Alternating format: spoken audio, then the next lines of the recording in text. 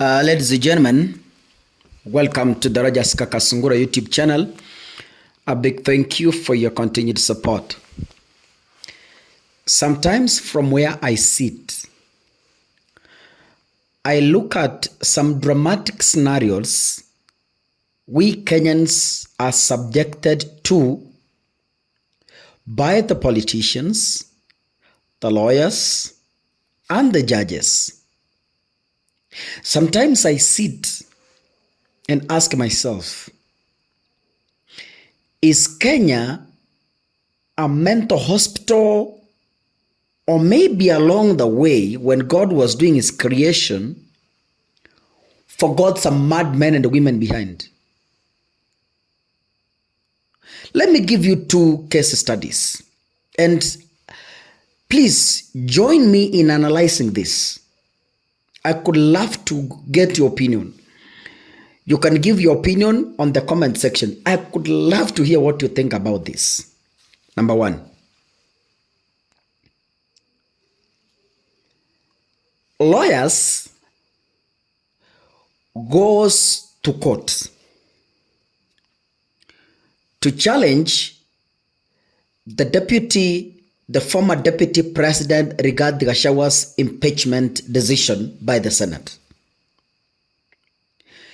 They arrive in court and they face a 3-judge bench who are supposed to listen to them and determine the case. The lawyers then decide to put aside the impeachment case and file a fresh application, wanting the same judges to rule on themselves if they are constitutionally seated to listen to the lawyers.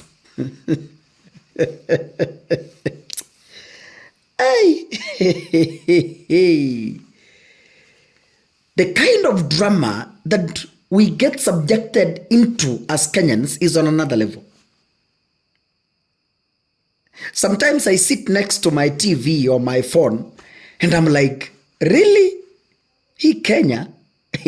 Imagine for 2 days, I think, yeah?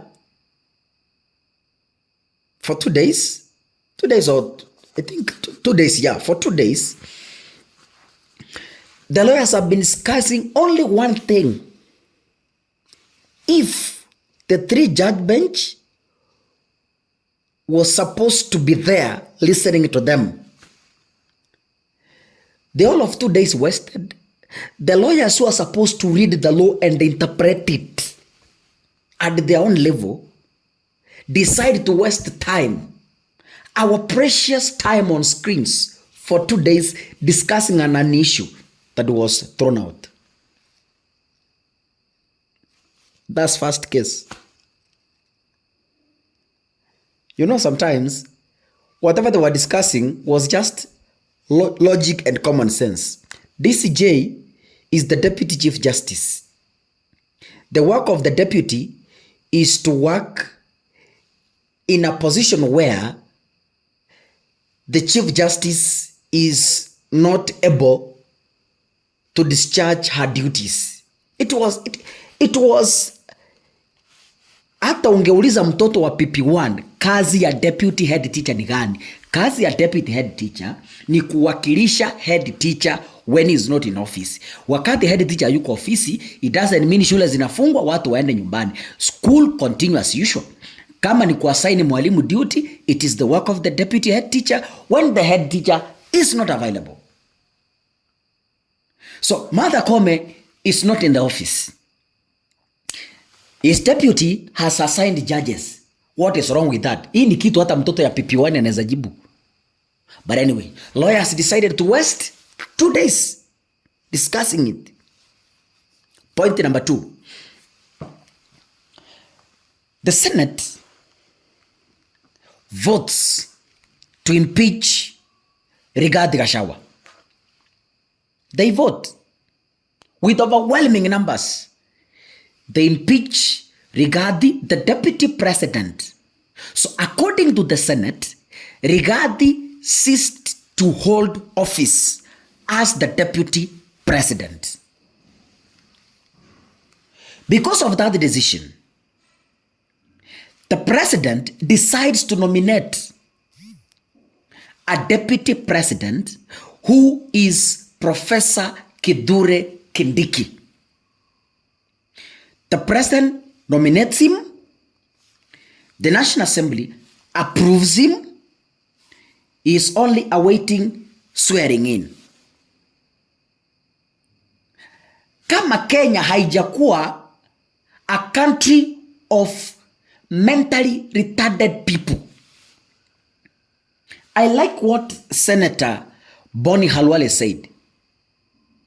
The very same Senate decides to summon Kindiki, a nominee to the position of the deputy president, to come and respond on matters Ministry of Interior.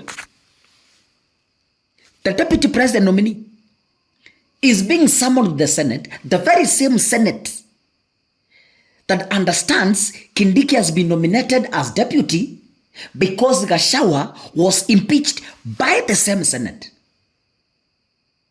So the same Senate wakes up, writes a letter to Kindiki, wanting him to come and explain matters of Ministry of Interior.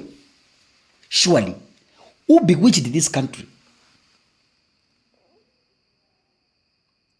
Professor Kindiki is now supposed to be invited to discuss matters of deputy president. Because he has already been nominated, he's already been approved by the National Assembly. Anyway, I could love to get your views on this issue. Can we listen to Senator Boni Halwale first? To the Secretariat that stopped being superfluous by sending him invitation letters to come and respond on issues of interior. If you have got anything to ask him to come and speak on matters Senator concerning the office of the Deputy President, Mr. Speaker, sir. Thank you very much. Yes, Senator Boni. Thank you, Mr. Speaker. Mr. Speaker, I couldn't agree more with your ruling.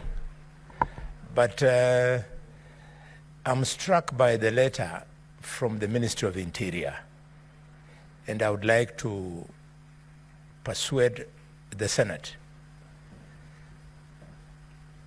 that the reason why the Minister for Interior is not in a position, it is because in this House, the House found that the former Deputy President was impeachable and he was removed. And the statement from the chair, Mr. Speaker, sir, was that by dint of that motion, that moment, then Deputy President ceased being a Deputy President. This Parliament subsequently, Mr. Speaker, sir, appointed Professor Kindiki as the Deputy President of Kenya. So at the level of Parliament, the Deputy President of Kenya is Professor Kithure Kindiki.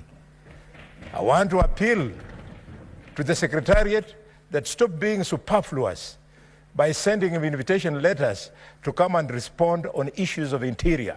If you have got anything to ask him to come and speak on matters concerning the office of the Deputy President, Mr. Speaker, sir. Thank you very much. Ladies and gentlemen, this itself tells you how dramatic Kenya we are. But anyway, it is our country. God bless you.